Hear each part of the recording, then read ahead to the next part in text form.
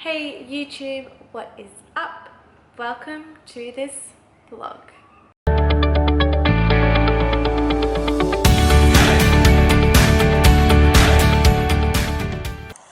Hey guys, we are going to jump straight into the glute and hammy workout before I finish the rest of this vlog. To start with, I hopped on the hack squat. I really wanted to warm up my entire leg and focus on warming up my hamstrings and glutes so that they were activated for the rest of the session.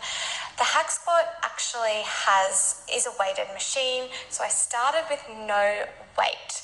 What I did was I hit out 20 reps and then I added 10 kilo plates to each side and I did another 20 reps. Try not to fully extend my legs at the top, so not that you can really see it here, but I always had a slight bend in my knee so that the pressure was constantly on my quads, hammies and glutes.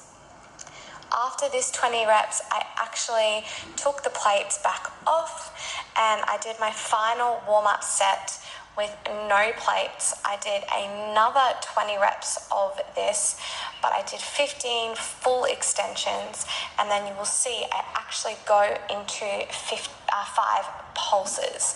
That honestly, time under tension, I want to make sure I'm engaging my hammies. Sometimes with hamstrings, a lot of people engage their lower back, so it's very important you activate properly. From there, I went straight into my first superset. I was supersetting single leg laying hamstring curls with laying hamstring coils on the floor using the exercise ball. So you'll see here, even though this video is sped up, I'm powering up and then I'm actually slowing myself back down as I lower the weight. I'm keeping a narrow stance with my foot. This actually makes me work the right part of my hamstring that I'm trying to target. It's basically my weak area. So I knocked out 10 aside on those and then I went straight into the laying curls on the floor. Guys, this exercise is honestly insane for engagement and activation. It makes my hamstrings burn like nothing else, and I guess it really forces you to use your hamstrings because there's nothing else that can take the weight. So you'll see I'm holding my hips up, my core's on, and I'm using my hamstrings to curl the ball in. As I curl in, I'm actually holding the ball there for like a split second before I release. What that does is it forces your hamstrings to remain engaged, and then you're releasing the ball. I am in love with that exercise, and honestly, I do it a lot. From there, I went into Bulgarian lunges. I use the barbell because I find it easier to sit back into my lunge. Sometimes I will find myself rolling my shoulders forward and targeting my quads if I'm holding dumbbells. I'm really stretching out in that exercise, guys. I'm not going halfway. Nice, deep lunges. With that, I supersetted dumbbell deadlifts. Again, I prefer to hold dumbbells with my deads because I feel like I get a better range of movement. The bar can sometimes feel a little bit restricting, and I knocked out 15 reps of these. My last superset was using it's actually a trap machine, but I love using this for a wider stance deadlift. It's just a different dead, it's a different target, and honestly you do feel this all the way down the back of your legs, especially if you're doing it properly. Make sure your core's engaged. It always helps protect that lower back. And finally, I have hyperextensions. I am targeting my hamstrings. It's very easy to target your lower back. When you're doing these, you have to make sure you're really using your hammies, guys, and keeping your core on and not swinging with your lower back. Enjoy, guys, enjoy.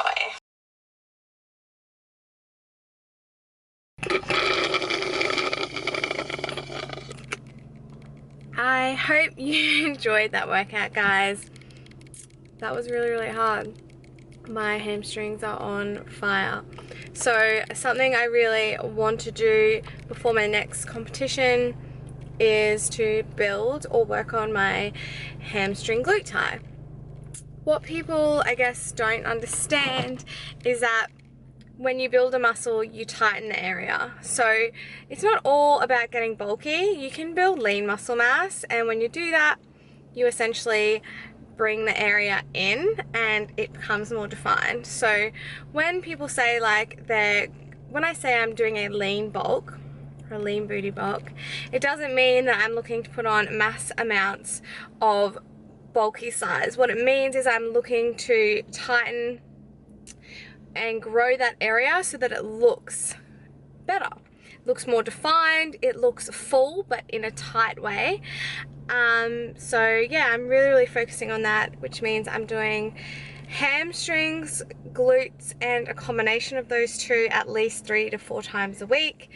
Plus the other area I want to bring up are my little shoulders.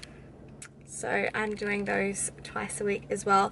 And generally when I do shoulders, I will either incorporate abs or I will do shoulders as like a full body workout that's shoulder dominant, and that way I'm also hitting other areas of my upper body that I'm not looking to grow but I'm looking to keep in shape. So I guess that's my current workout split at the moment.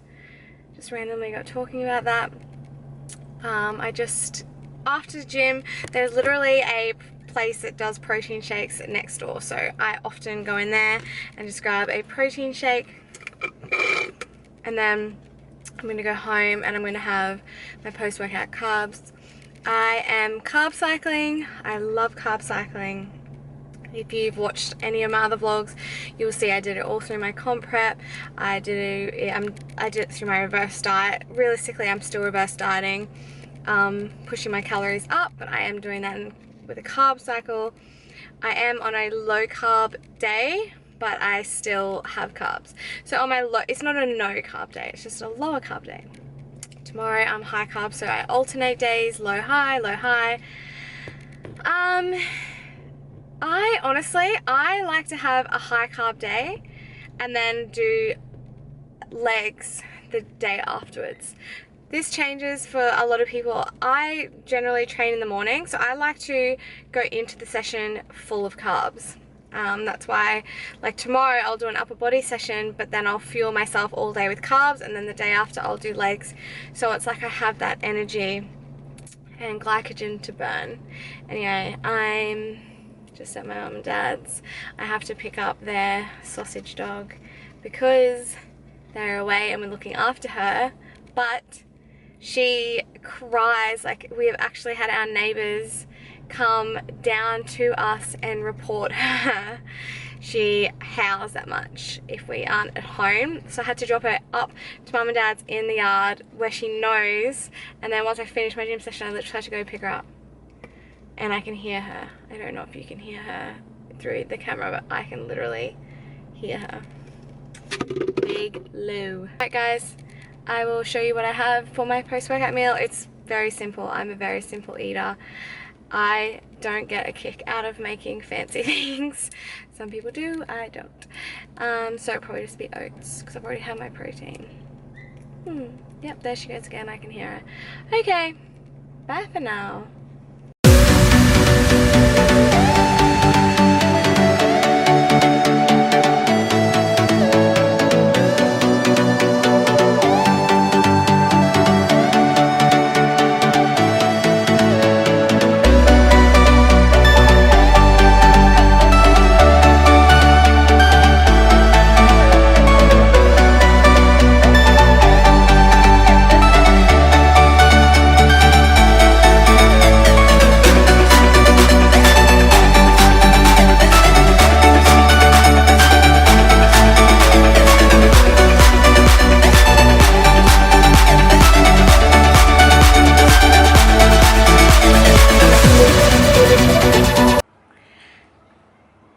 Okay guys, so I hope you enjoyed that workout. I definitely did. It absolutely killed me.